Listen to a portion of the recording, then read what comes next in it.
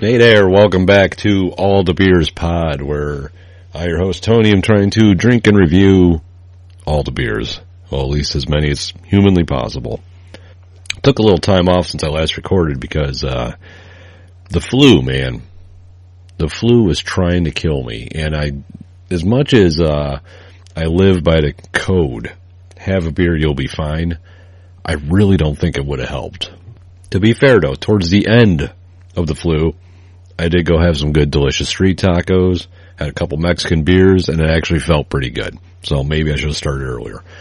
But anywho, I feel like I'm way behind on my beers to review that are almost time sensitive. Because, here in Michigan yesterday was Oberon Day. Of course, I went and bought some. If you follow me on Instagram, All the Beers Pod on Instagram, you saw I picked up some. Haven't had a chance to even get into it yet. Because I've got a backlog of beers in my fridge that I've been trying to get to, and being sick, having a life. As much as I'd love to sit around and drink beer all day and just talk smack into this microphone, I just can't. I got to work, I got kids, I got a dog. I can't just be hammered on high ABV craft beer all day long, although it does sound like a great time. But what I have had sitting in my possession since before I got sick is the latest from Founders Barrel Age Series, 2019's KBS, which I have right here in my snifter glass. It's quite delicious. Now, if you look at my blog or you follow the Instagram account, you'll see that I was talking about the hunt. I went up to Founders and their company store for some reason was closed, so I didn't buy any. I had it on tap though. Every year KBS comes out, it's like trying to find a Bigfoot. You go to all these different beer stores, everyone's up in arms, kicking over like displays, trying to get to it. Everyone's calling, everyone's holding it on Facebook, so by the time you even get there, everything they have is already gone. Usually it's sheer madness, and I was fully expecting that this year. That's why I was very disappointed when I went up to the company store and it was closed. So, fast forward, a week?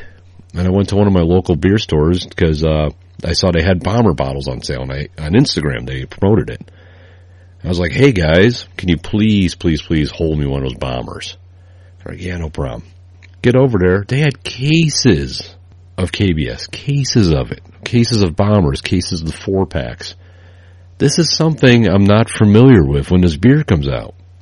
Because normally it's a rush, and I understand when KBS first started becoming a thing, and they had, maybe a walk-in closet of barrels or something aging. Now they have, I believe it said 25,000 plus barrels aging in their barrel aging warehouse, which actually the KBS ages underground in old gypsum mines, which is kind of cool. But, to each their own. I would highly recommend you do visit Founders in Grand Rapids. I've never been on the brewery tour though, and I need to make that happen. But yeah, I've seen KBS in my local grocery stores now, cases of it. I went yesterday because Oberon Day. Went in to buy my Oberon. They had tons of KBS there. It's not the same as what it was. And that honestly kind of makes me sad because I always enjoyed the hunt. It was, it takes me back to the days of when I used to buy CDs, because my buddy and I, Brian, my co-host from my other podcast, Salty Language, him and I would go out to all these used CD stores without any purpose besides we're here to spend money. And this is obviously before the days of streaming music, the days before Amazon, where you could just order whatever you want and have it sent to your house. You had to crate dig. And it always felt like that of KBS. I was like, all right, well, let me check this carry out. Damn it. Oh, and then you walk into some dingy random grocery store in some small town and like a golden light, there it is. Odds are because the people in that small town probably drink stuff more like, Busch, which I'm not knocking Busch. Every beer has its place. But a lot of times, at the price point, $25 for a 4-pack. Or you can do $20 for a bomber, which I am going to get a bomber bottle because I do like to sell their beers. I've got KBS, I think, from 2 years previous now, sitting in my basement, that I'm going to have to break out. I should do a side-by-side at some point, but there's a part of me that doesn't even want to open it. I just like to look at it. I guess that's the collector in all of us. I don't know. But yeah, I miss the hunt, because now it's like, you see it and you're like, it's here. Okay, it's here too. Huh. I don't know. But it's still a great beer, and I'm going to get into it right now. I mean, if you go to Founder's website, it's quoted as saying, what we've got here is an imperial stout brewed with a massive amount of coffee and chocolates, then cave-aged in oak bourbon barrels for an entire year to make sure the wonderful bourbon undertones come through in the finish. Makes your taste buds squeal with delight. I mean, it's a pretty accurate description. It is a massive amount of coffee and chocolate in the flavor. When you pour it into the glass, it's like deep space. It's a very sunny day today. My little podcast studio was littered with windows, which is good because I love looking at the nature and the birds and everything. It's bad because you can hear every car that goes by on Fury Road outside. But whatever. But yeah, the color is like it's a deep space black. The head of the beer is like a muddy brown almost. It's not like a white. And it just like it clings to the edge of the glass. It's nice lacing. It's a good looking beer in a glass. But you get to the smell. You put your beak in hopefully your snifter glass, if you're a fancy gentleman like myself. You bury your beak in it, and you're just greeted with coffee and chocolate and bourbon.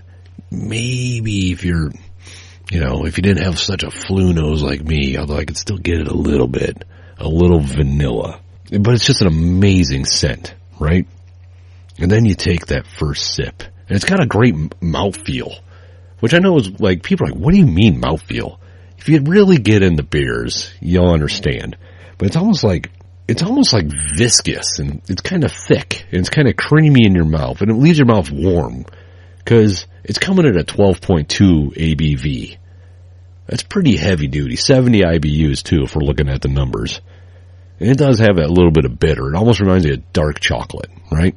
But the mouth feels great. But the taste is just, boom, it's punched in the face with coffee. Hence breakfast stout.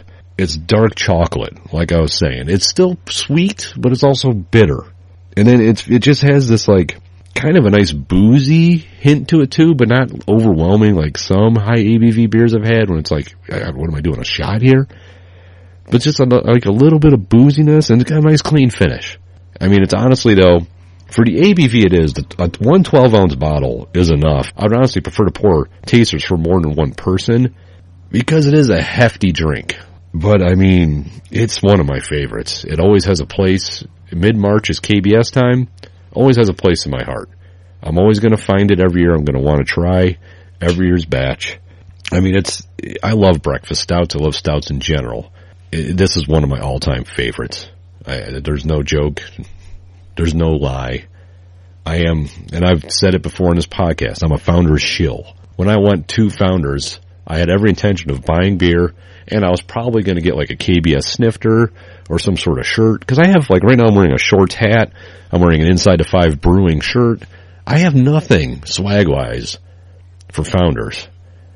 And it really makes me sad, If I'm going to promote, I'm going to promote. Speaking of promotion, make sure you follow me, All the Beers Pod on Twitter, All the Beers Pod on Instagram. You can go to allthebeerspod.com and just follow my adventures in the world of liver damage, if you so desire. You can also check out my other podcast, Salty Language, at saltylanguage.com. We release every Monday there. It is a not safe for work podcast, just FYI, so make sure you have your earbuds. Hopefully don't work with people that are going to rat you out for having a little bit of, salty language coming out of your speakers. And until next time, have a beer. You'll be fine.